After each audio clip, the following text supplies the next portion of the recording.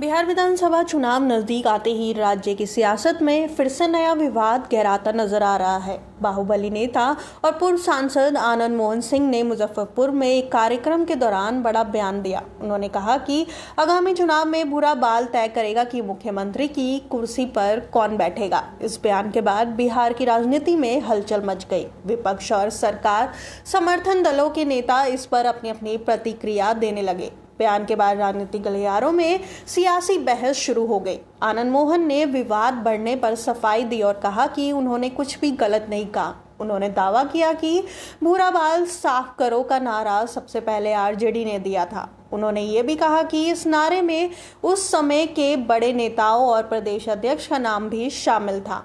आनंद मोहन ने साफ किया कि समाज अब ठाकुर का कुआं और भूरा बाल साफ करो जैसी सोच के साथ नहीं चल रहा है। उनका कहना था कि समाज ने ऐसे भेदभाव और अपमानजनक विचारों से खुद को दूर कर लिया है।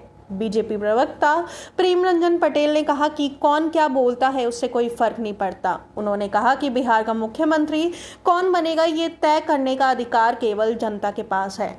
प्रेम रंजन पटेल ने जोर देते हुए कहा कि सीएम नीतीश कुमार और पीएम नरेंद्र मोदी की नीतियां लोगों को भरोसे में रखती है। उनका मानना था कि जनता ने हमेशा विकास और जनहितकारी योजनाओं को प्राथमिकता दी है। उन्होंने ये भी कहा कि ऐसे विवादित बयान से जनता का ध्यान भटकाने की कोशिश की जा रही है। जेडीयू एमएलसी नीरज कुमार ने कहा कि आनंद मोहन ने एक सामाजिक कार्यक्रम में अपनी बात रखी है जिसमें कोई बुराई नहीं है, लेकिन अब इस बयान को लेकर तरह तरह की बयानबाजी हो रही है जो सामाजिक और राजनीतिक रूप से सही नहीं है। नीरज कुमार ने साफ कहा कि मुख्यमंत्री नीतीश कुमार हमेशा समाज के हर तबके का ध्यान रखते आए हैं। उनका ये भी मानना है कि इस तरह की बयानबाजी का असर चुनाव में निश्चित तौर पर देखने को मिलेगा। आरजेडी प्रवक्ता एजाज अहमद ने कहा कि ऐसे बयान में दरार पैदा करते हैं। उन्होंने बताया कि कुछ लोग समाज में विभाजन पैदा कर खुद का राजनीतिक हित साधना चाहते हैं।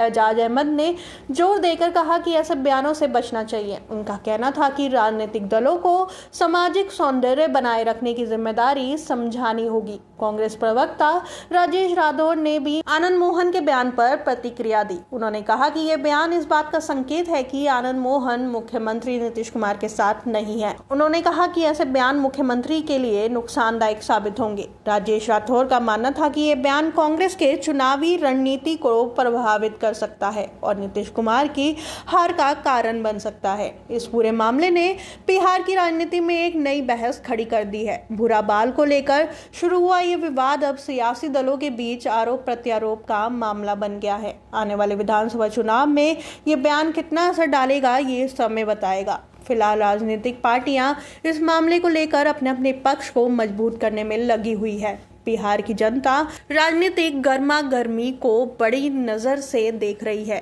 ऐसे विवादित बयानों से दूर रहकर विकास और जनता के मुद्दों पर ध्यान देना जरूरी बताया जा रहा है।